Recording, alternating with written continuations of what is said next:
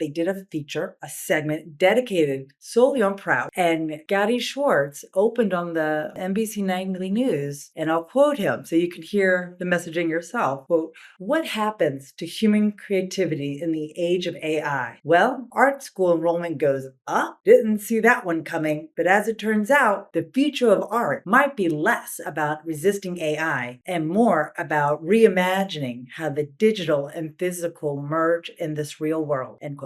Like, that was it. That was proof. Hey, welcome to the Higher Ed Storytelling University podcast, a show where we bring together Marcom leaders from both inside and outside higher ed to give you fresh perspectives on successful content creation and strategy in higher education. My name is John Azzoni. I'm the founder of Unveiled, a video production company working specifically with colleges and universities. Learn more about our work, including our subscription approach to storytelling, at unveiled.tv. That's UNVEILD. And if you like this podcast, then you'll love the Higher Ed Storytellers Digest. It's my free weekly newsletter where we cover a lot of ground about content creation and strategy. Sign up at unveiled.tv/newsletter. All right, let's get on with the show.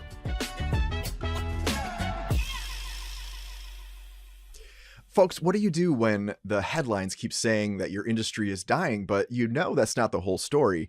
And that's what Pratt Institute was dealing with when their president threw out a question during a one-on-one. What are we going to do about these headlines, these negative headlines facing our higher ed industry, especially creative arts education? So the articles that are questioning whether college is worth it, the pundits, saying skip college, go to a trade school, and then the think pieces, about AI replacing creative work. Well, Pratt, being a creative institution, was right in the middle of all that negative press. And that's the question that my guest, Jolene Travis, had on her mind and set out to address with storytelling. So Jolene is the Assistant Vice President for Communications and Marketing at Pratt Institute. She's going to walk us through this campaign that generated 9 major media placements, including the New York Times, NBC Nightly News, WNYC, all telling a different story about creative education. And we see how her efforts and the efforts of her colleagues at other creative institutions really started to make a dent in changing this narrative about a creative education. And stay till the end, because we're going to get real tactical, talk about 2 things I'm excited about, because I love tactical stuff. One, how a B-roll library allowed Jolene's team to capitalize on this opportunity that she'll talk about to be featured by NBC. And number 2, Zoom waiting room videos, how Jolene worked to get buy-in across campus to host a beautiful brand video in their Zoom waiting room that has played in the nearly 60,000 Zoom meetings that have been conducted since July of 2025 when they launched this. All right, here's my conversation with Jolene Travis. All right, Jolene, welcome to the show. Oh, excited to be here, John. Big fan. So super glad to have you on. You and I have been talking for a little bit about Zoom waiting room videos. We'll get to that a little later. That's not what this episode is primarily about, but that's how I came to know about you. And so I'm excited to touch on that. But let's start off with, what's something that you've been like really nerding out about lately, really into? I would have to say GEO, Generative Engine Optimization. And for those who aren't familiar with that, GEO makes sure that your content shows up in AI-powered answers. And you'll see that little blurb at the top at the Google search. And so people are reading that description and possibly and most likely not going to your website. So it's really important that we learn how to shape it. And something that I learned along the way was this report released by Muckrack. Nathan Ellsberg, I follow him on LinkedIn, and I learned that 95% of citations come from earned media and their searches. So for PR people who are constantly trying to validate and show value, that's a way we can help shape public perception, is through earned media and getting good stories placed. So that's something that I'm super interested in, and especially as we're trying to measure impact of a campaign that will talk about the power of a creative education. It's been really interesting because we started out, as most comms plans do, with their KPIs, but those KPIs were from about a year ago. So much has changed in a year. GEO, and now it's AEO. It's everywhere. So we have to keep up. Yeah, I'm real big on that lately too. And once in a while, I'll test ChatGPT to see what it knows about me or like what it knows about like my company. And I'm always kind of like, oh, it didn't get that one. I feel like that was an easy one. I should create some content around that, you know? So it's always changing too, because it's just the ways, the sources that they're pulling from is always changing. So it's kind of a moving target. But I feel like so much of the advice about like SEO, GEO, all of that stuff always comes back to just create good content and put it where people can see it. And it seems to be that all these algorithms are still constantly orienting around good authoritative content, you know, that's relevant to the search result. So I find comfort in that, where it's just like, okay, on some level, if we're just creating good content and we're trying to be helpful, that might take care of 70% of it with the I think GEO. that's true. I think that's true. And it's also putting yourself in the mindset of your user, right? And like, what are the questions that they're going to ask and looking for higher education? Oh, what is the cost? What is the ROI on this particular degree? And just thinking about it from that perspective. And it's kind of like a reverse situation where we're kind of looking at the queries and then Yeah. the answers and the content that we need to provide. It all works together. So tell us about Pratt Institute. So Pratt has 5 schools: art, architecture, design, liberal arts and sciences, and information. I think a lot of people, you know, even in higher ed, they hear Pratt and they think art school. I know that's not the case. You guys have a broader sort of definition of what a creative education looks like. Why does that definition matter? That separation, that Pratt isn't just an art school.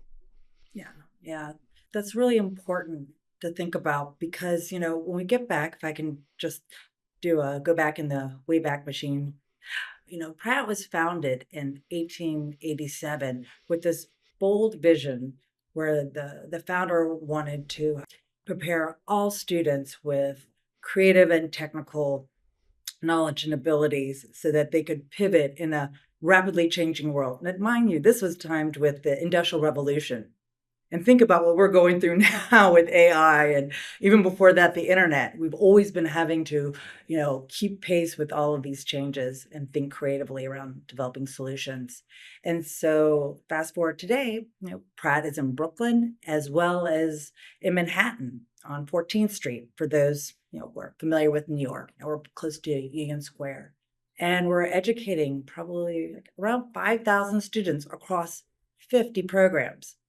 So when people say that, oh, Pratt's an art school, well, then you've left off the other 5 schools. We have writers, we have user experience, architecture, urban planning, historic preservation, fashion design. So broad, right? 50 programs. So just by saying art, you've already limited who we are and what our brand is. And I realized that even more so internally. After a couple of years into my tenure at Pratt, I started asking people, what is Pratt? And I just heard constantly different explanations. We're an art school, we're an art design school, we're an art design and architecture school, everybody from, across the institution. So what I found to be really helpful was to create an institutional boilerplate. And while that seems really basic, we really didn't have one where everybody saw themselves in it. Because it's not going to work, right? If there are people that don't relate to or see themselves in it. So a big part of how I operate in my team is that we always work across campus and we bring in the content experts, right? The academic side. Everyone really needs to support this boilerplate and make sure that it represents us. And so that was a really big coup on trying to create this identity of what Pratt is and that we educate creative professionals. And by saying that, you cast a wide net. And so what does a creative education prepare someone to do in the world that's more than a traditional academic path would do? From the onset, a creative education teaches you that it's not about having the answer. It's about asking critical questions. And when you're doing that, when you're taking it from a place of questioning and exploring, that's the moment where you are turning a problem upside down, turning it on its head, inside out, and really doing that deep dive. And I think that's really unique. And you see examples of that at Research One universities. People are doing dedicated research, and they're typically, not always, but typically staying in their discipline. We're on a creative campus. It's very fluid. We say multidisciplinary, transdisciplinary. It's very fluid. And we have an example of an innovation called Aqua Study. And it is essentially a seaweed-based hydrogel that can be customized to different plants. And it captures excess water so that it can be released during drought. Imagine what that can do for the agricultural business. And the reason why this is particularly significant is because this happened when a chemist at Pratt and a designer came together, worked together, and created this innovation in farming, essentially. So that, I think, is something that is a unique representation of a creative education. And lastly, I would say, and this is probably like the biggest one, the ability to pivot. There are many who come in studying architecture who may transition that skill set, that creative approach and problem solving to fashion. Or you may have an MFA in jewelry and you use that to transition to furniture making. It just opens up a lot of doors and flexibility. And I think that is really what's going to be the future of higher ed, is being, preparing graduates to pivot and to adapt. Yeah. I went to College for Creative Studies in Detroit, and I was a traditional fine arts major, abstract painter, portrait painter, that whole thing. But CCS is like the main thing that CCS does is industrial design. And so obviously, we have the big three automakers here. So a lot of automotive design. So many of my friends were always just up late in their apartments, like drawing, like learning how to sketch a car like perfectly. And it was always cool to watch because like my picture of art school growing up was like, you go to the school and you go like explore things and you make things with your hands. And that is what a lot of what happens. But there was so much design focus that I learned through my friends at art school. And we have product designers that came out of that school that are designing for Nike. And sometimes I'll see these shoes pop up and it's like designed by so-and-so. I'm like, I know that guy. Like, so it's like, so it's really interesting. The span of a creative education is pretty vast. I remember 10 or 15 years ago, we had one student that I went to school with, and she developed a jacket for people who are experiencing homelessness, and the jacket converts into a sleeping bag at night and then can convert back to a jacket. And she went like viral with this thing. And it was just a great example of like art school, not just making things to show in museums, but like solving real world problems. Yeah, I totally agree with you. And I love that you guys are pushing that narrative beyond just what a traditional view of an art school is. Yeah, that's so right. But I agree with you. Like even just like the automobile itself, how many designers are needed? The interiors, a lot of Pratt's designers are at GM in the 1950s, women opening up the doors for women to enter into the auto industry through that door. It's very exciting. Yeah.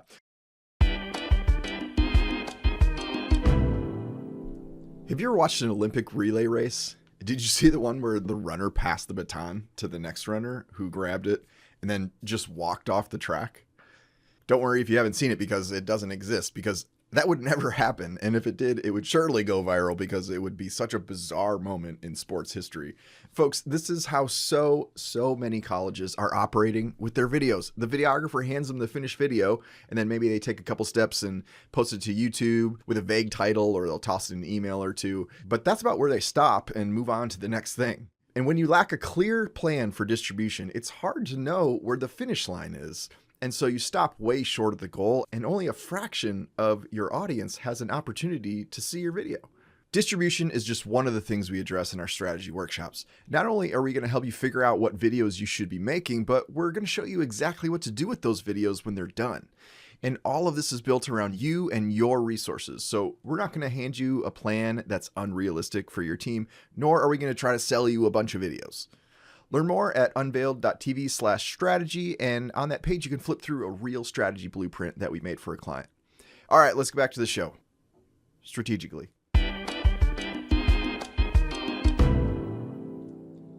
So set the scene for us, because I know that I have very fond memories of my creative education. and I'm sure you're very pro creative education, but not everybody is, not everyone sees the ROI in it. And so set the scene for us. Like what's been the conversation around the value of a creative arts degree? You started to eventually build a campaign to address that, but going back, what were people actually saying? Where is that narrative coming from? Yeah, I think higher ed writ large, this can apply in the sense of, from politicians to pundits to media coverage. And, we've just seen a lot of questioning the value of a college degree, portraying it as an exorbitant investment and with questionable outcomes in terms like elite and out of touch. We're seeing a lot of, it's been out there in the ether for a while now. Go to trade school. AI is going to replace us.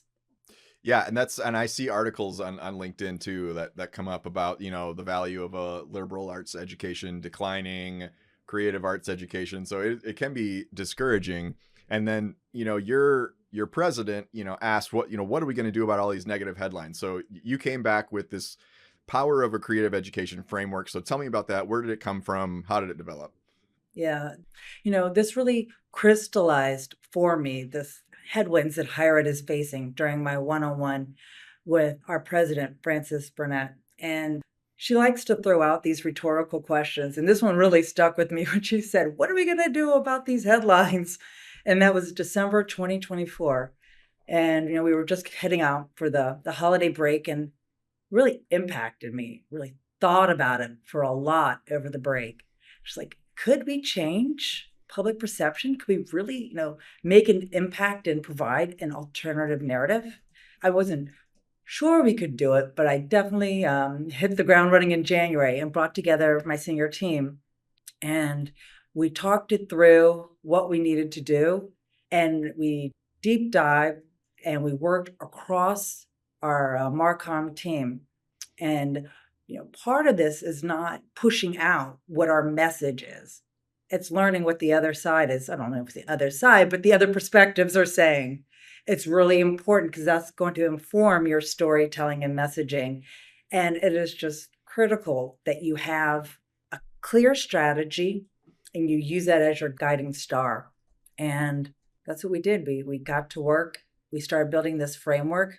We started thinking about how we can bring in others, because as a place where creative education takes place, the administration, we all work from a place of collaboration, right? So we're bringing in other voices, other perspectives, from the alumni team to admissions to all the deans in the schools, the Center for Professional and Career Development, bringing them all into this framework that we were building.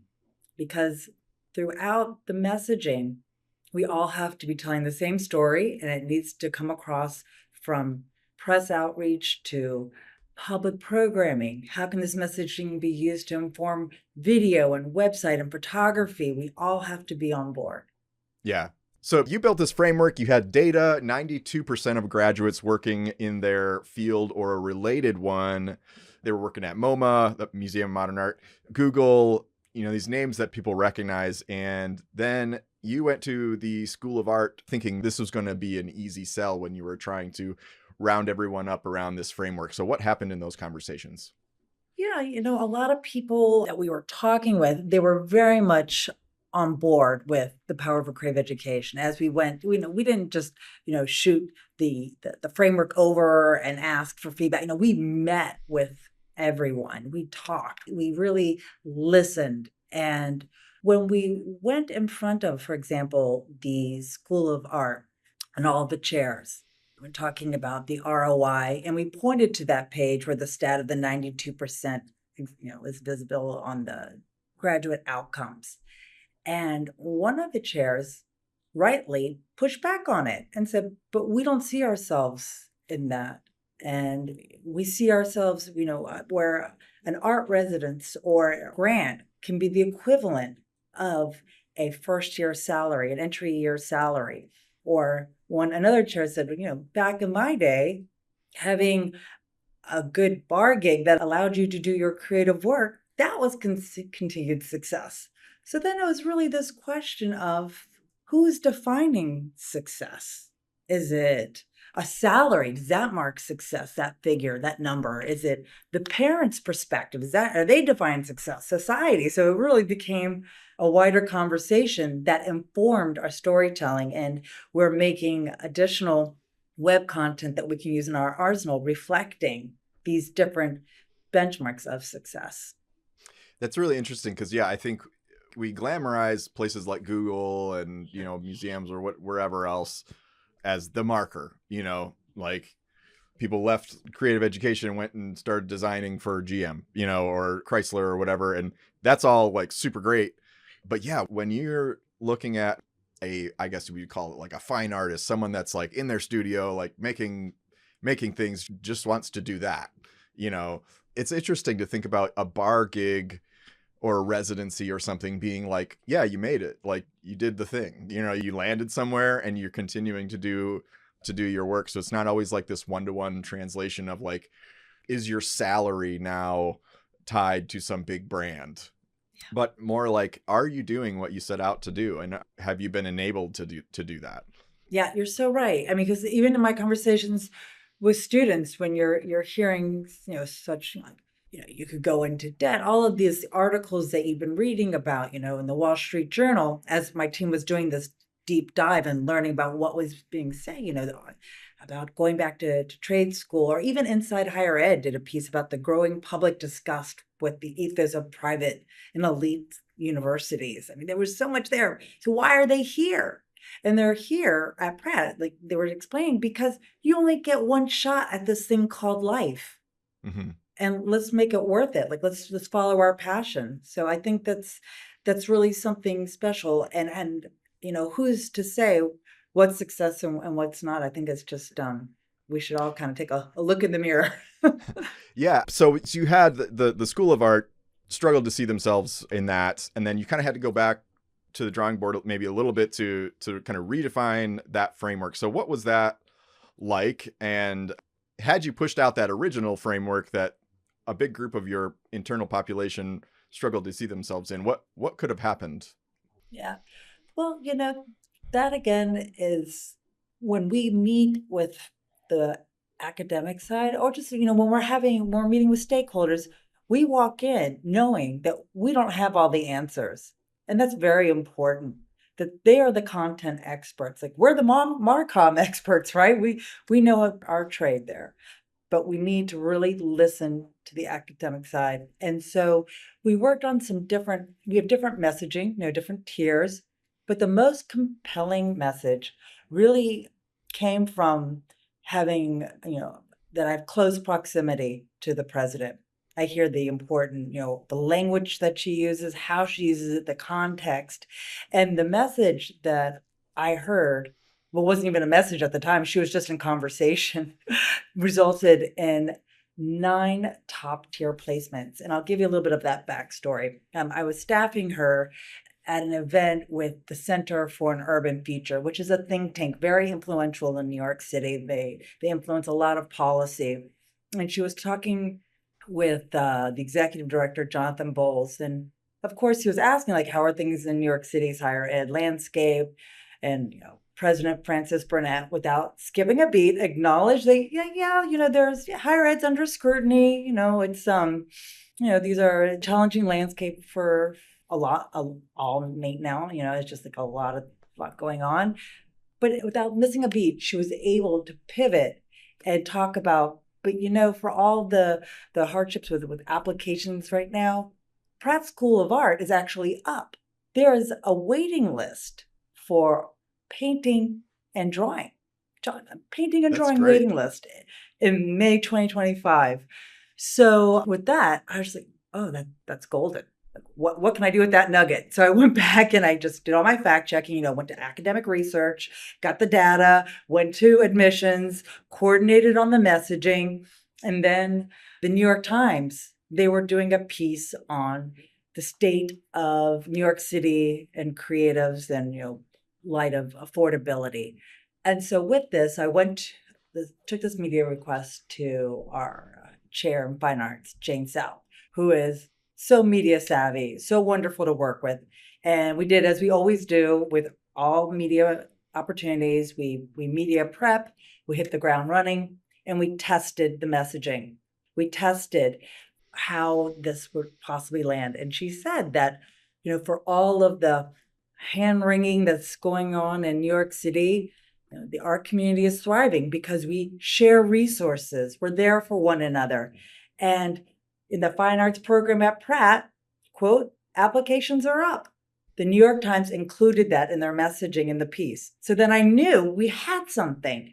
So then I pitched it to our local NPR station, WNYC, The Gothamist, and worked with the fabulous Hannah Frischberg. She is such a thorough, comprehensive reporter. And she was able to confirm what I suspected too, that, if Pratt's Gen Zers are feeling this way, probably the local schools are feeling it as well in their School of Art programs. And that was the case. It was a trend that Parsons, thank you, Will, Kim Cooper Union, I work with Kim, FIT, Beth and Kristen, SBA Joyce, all of us, we've formed this really great community together because it's really important that, a single voice isn't as loud as a chorus. And we amplify each other. And it's just been really great to see that this piece on WNYC was a springboard for more media coverage.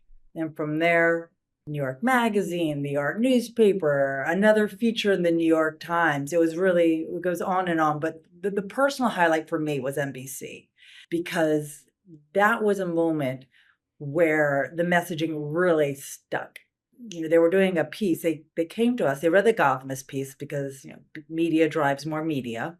Mm-hmm. And they came in and they said, how are they using, AI as a creative tool? And they did a feature, a segment dedicated solely on Pratt. And Gadi Schwartz opened on the NBC Nightly News, and I'll quote him so you can hear the messaging yourself. He used, quote, "What happens to human creativity in the age of AI? Well, art school enrollment goes up. Didn't see that one coming. But as it turns out, the future of art might be less about resisting AI and more about reimagining how the digital and physical merge in this real world." End quote. Solid. That was it. That was proof. Solid. Yeah, it's interesting because, you would think, okay, young people are seeing the writing on the wall and they're going to assume that, AI is going to take over. So why bother? You can type in, make me a painting like Jackson Pollock or something like this into Midjourney. And you have this beautiful, and you can tell it anything you want. And it's interesting that applications are up in those drawing and painting. And I heard, and I don't know who I heard this from, but like something about how as AI increases, the demand for the human experience also increases. So like more human connection, more in-person, more analog experiences are higher value. So just like when, email became a thing, now all of a sudden this snail mail, if you get a handwritten letter, in the mail, it's higher value. So that's interesting. I don't know if there's any correlation, but I love to see that happening. Yeah, I think Gen Z, they're a little tired of the digital, right? Tired of the phone. I mean, you know what else is a big trend right now? Is knitting and embroidery. All of these hand and making. That's people, at the end of the day, AI is not going to create us. Creatives are still going to want to create. Yeah. Yeah, because I was shopping for Valentine's Day for my daughters at Five Below. I don't know if you have Five Below in New York. It's like a glorified dollar store. They have a lot of cheap kitty things there. But like they have this whole art section, and they had these like embroidery kits that you could buy. And so you could like embroider like a suit, like a picture of like sushi or something, something like that. And I just thought that was super cool. It's like you have drawing and painting and stuff, but I have seen this trend popping up of like embroidery. My 10-year-old's really into watching this YouTuber that makes rugs. So tufting. I know nothing about it, but she's like checking all the time on this one local studio here in Detroit that used to have a tufting class that like put it on hiatus for a little while. She's like checking all the time. When is this coming back? I want to take this class, learn how to make rugs. So it's interesting. It's interesting that that's coming around. Mm-hmm. So talk about, this idea that like everyone has to be in like internally, on the messaging in order for this to work externally. Like talk a little bit about that and what it took to kind of get everyone on the same page. Because every good communications and marketing plan begins with listening, right? You're doing that listening tour. And it's critical that you hear from all those different voices that help see themselves in the messaging so that when they're doing media placements, when they're writing their welcome back letters, when they're at conferences, that they're all supporting this one power of a creative education. We have messaging that is helped influenced by their voices that we then send to everyone so that when they're communicating that they have a crib sheet. They don't have to use it, but if you can, this is great. And this is part of our tracking, part of how we can use social listening to see how the narrative is changing and how we can use the messaging that faculty helped us draft to make sure that we're thinking about it from a recruitment angle or for a potential donor angle. And, it'll take time, but we are starting to see that, John, this is starting to change. And as proof, just this year, and let me remind you, we're just on February 25th. Just this Okay. year, there are two articles that have come out. One in January about in the Atlantic, the college backlash is a mirage. Hmm. Americans are more pessimistic than ever about the value of a degree, but enrollment keeps going up. So we're seeing that this Hmm. is changing. And even the Inside Higher Ed, they have I think it was like 2 days ago, they had the national campaign to change America's mind about higher ed. There's this project now that is seeking to improve public opinion about the benefits that higher ed brings to the lives of Americans, of all Americans. So I mean, this is starting to turn, and it's really exciting. As I say, we've been doing this for about a year now, and with 9 press placements and generating this buzz, we're starting to move the needle. Not just us uniquely. I want to make sure Yeah. we're not, but collectively that we can help shape the narrative. Yeah, and I like that you include other, earlier you were including other schools in that, like, you're all kind of like changing this narrative together. It's not so much this competition. It's not just about Pratt. It's really about, I mean, you all have a vested interest in uplifting the narrative about a creative education. It sounds like you guys are doing a great job at collaborating with that. And I really think that's so important. That's something in my career, I started out in fashion PR, working with, European designers consider themselves as artists. And there was just, I've been in the for-profit and the nonprofit and in other marketing and PR agencies, but working in higher ed. This is my second gig in higher ed before I was at Cooper Union.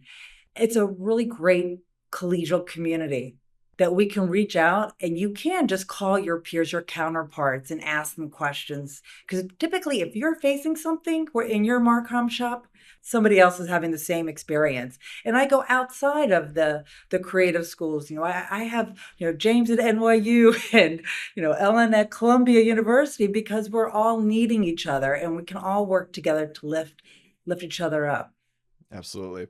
So I want to get tactical here. I want to talk about your B-roll library, because with this NBC piece, you had this national crew. They wanted to produce a segment about your campus.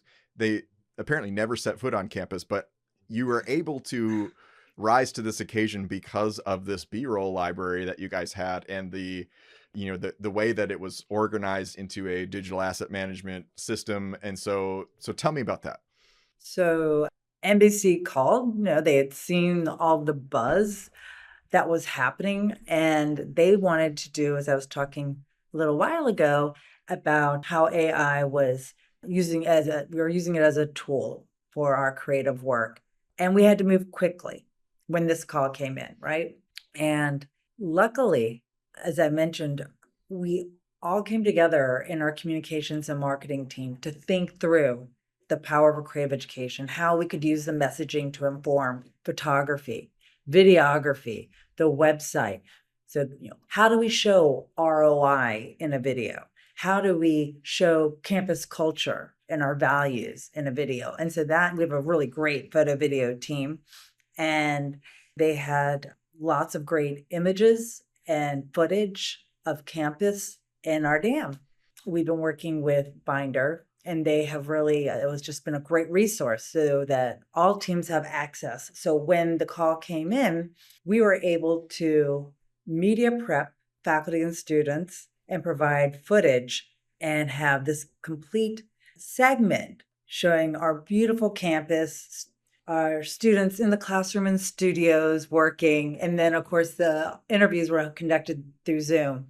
And it was such a win. It's a gorgeous segment. It's really, it's a thrill to see it all came together, but it came together because from the onset, we were working with each other in communications and marketing. Everybody had the framework. Everybody weighted and shaped it. They questioned it. They pushed back on it. This was a document that had all of us working in it together.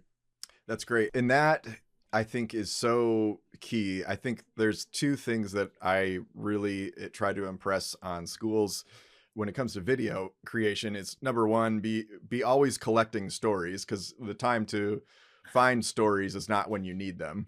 That's number one. And number two is like getting all those assets organized and accessible by everybody. And I was just doing video strategy workshop with a university just yesterday, and that was one of the things that they were struggling with, is this like content, as they say, was just dying, is just kind of like dying in these silos. You know, the social media team will create something good, but that just lives on that one person's desktop, you know, that video or whatever.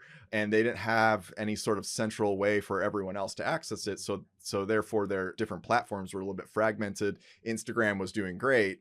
YouTube was falling behind. It just like, there just wasn't that, their shared assets. And then I get an email this morning in my newsletter. I send out, like, when someone signs up for my newsletter, they get a little survey that's just like, if you could snap your fingers, what's your biggest problem you would solve? The one that came in this morning was from someone that said, for all of our legacy content and B-roll to be consolidated and added to a searchable database.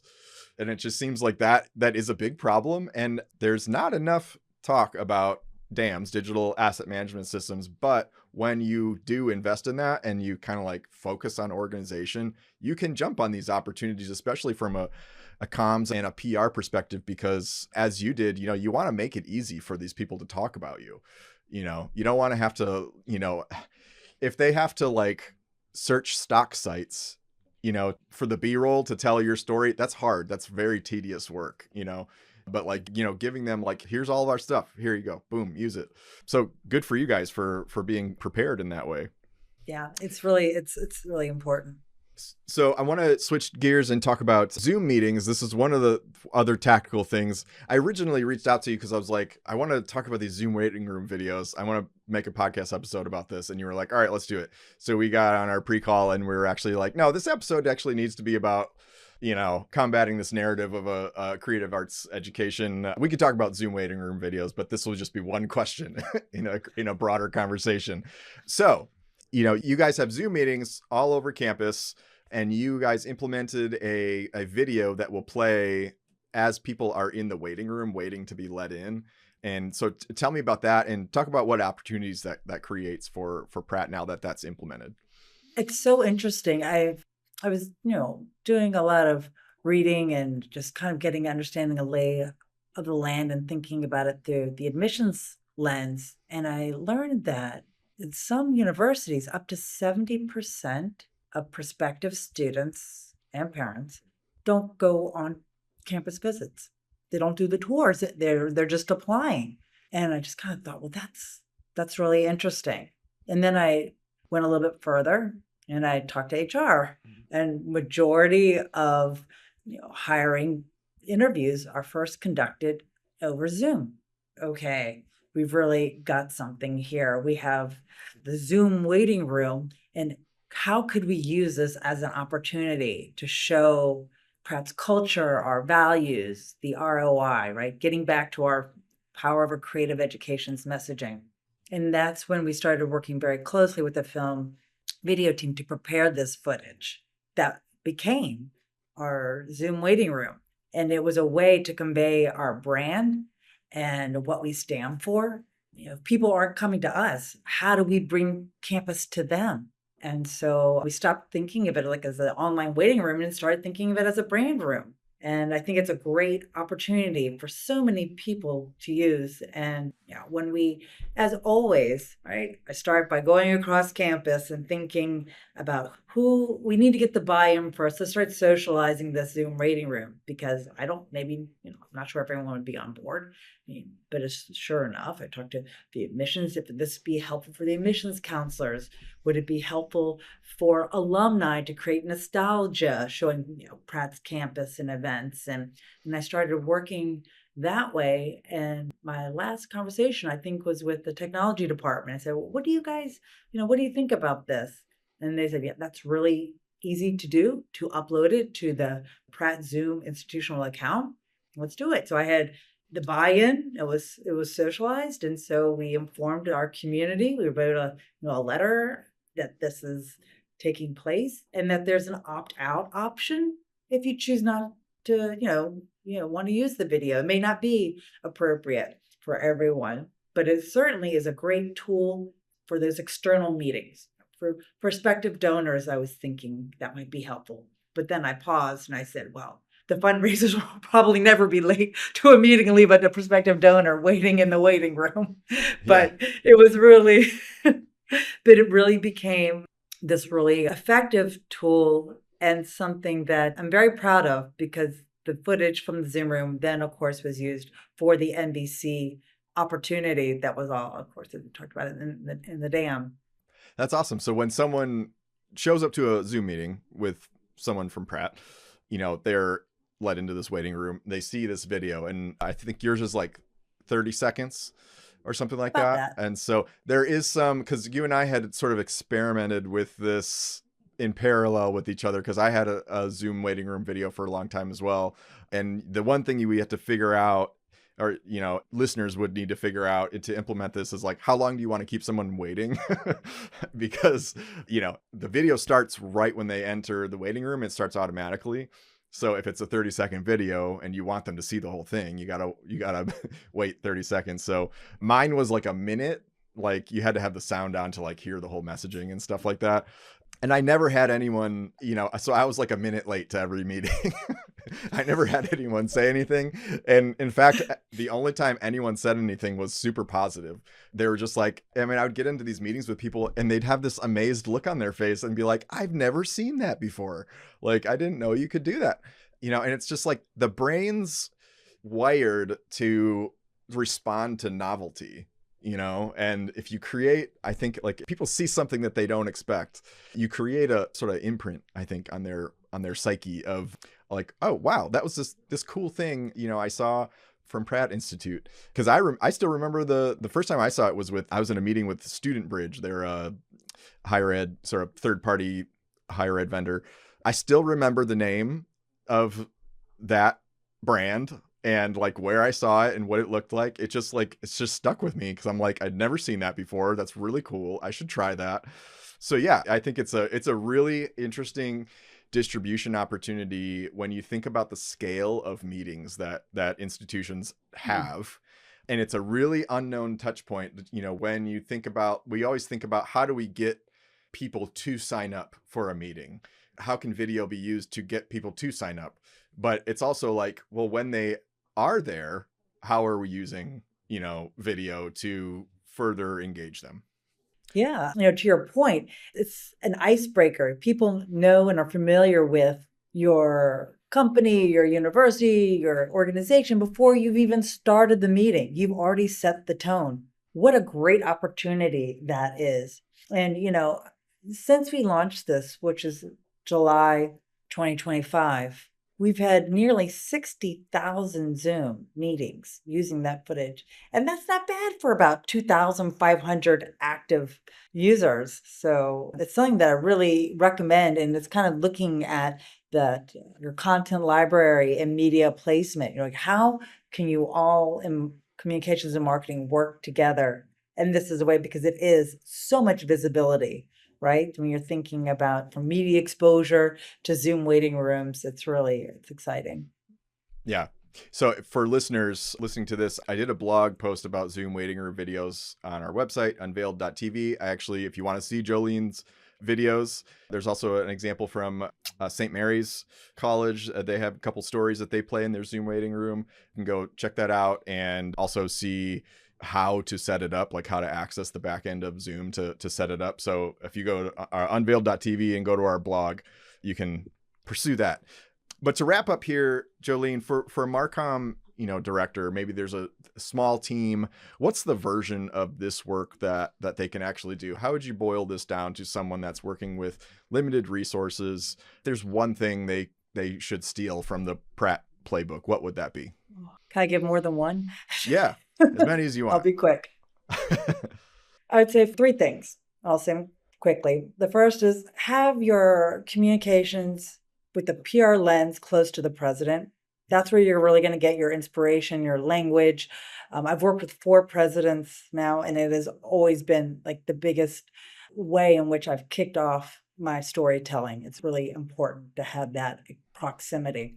The second part is just having a clear, sticky message, right? You need to have something that's going to resonate, something that's surprising, unexpected. That is really important. And, that just, as we've walked through this, looking at how higher ed was represented in the zeitgeist, there was just a lot of questioning about higher ed and trust, higher ed and affordability.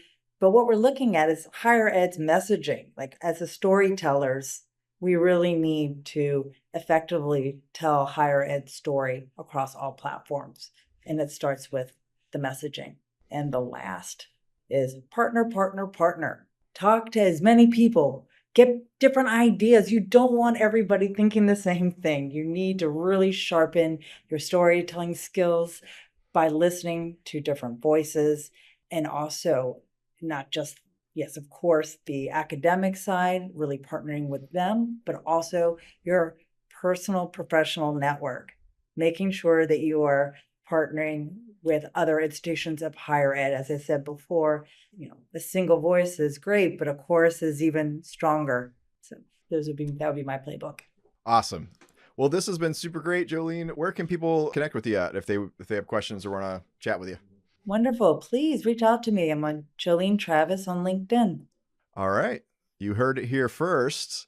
Jolene, super appreciate you coming on. Thanks for sharing all your wisdom. Congrats on the run of storytelling, press and stuff that you've been able to capture, and look forward to following Pratt's work.